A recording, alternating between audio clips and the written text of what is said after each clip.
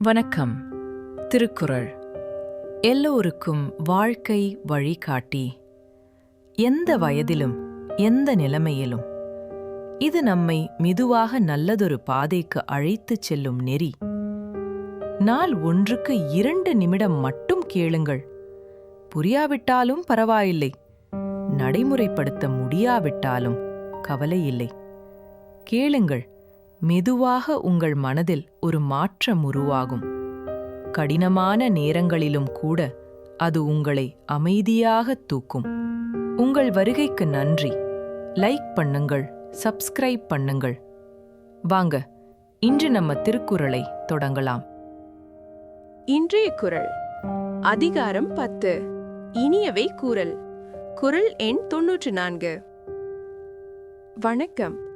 பிறரிடத்தில் அன்பும் நன்மையும் தரும் விதத்தில் இனிமையான சொற்களை பேசும் பண்பு ஒருவனுக்கு இருந்தால் அது அவனுக்கு என்ன பயன்களை தரும் என்பதை இக்குறள் கூறுகிறது.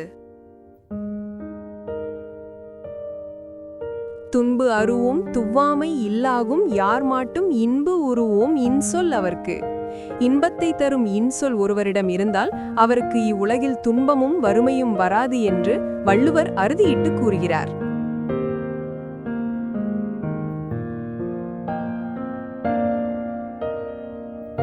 எல்லோரிடத்தும் இன்பம் உண்டாகும்படி பேசும் இனிய சொற்களை உடையவர்களுக்கு துன்பமும் வறுமையும் இல்லாது நீங்கிவிடும்.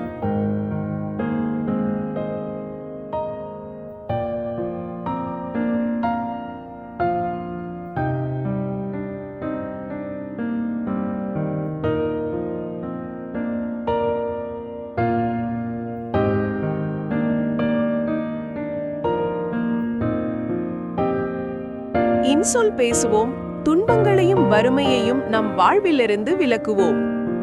அடுத்த குறளுடன் மீண்டும் சந்திப்போம்.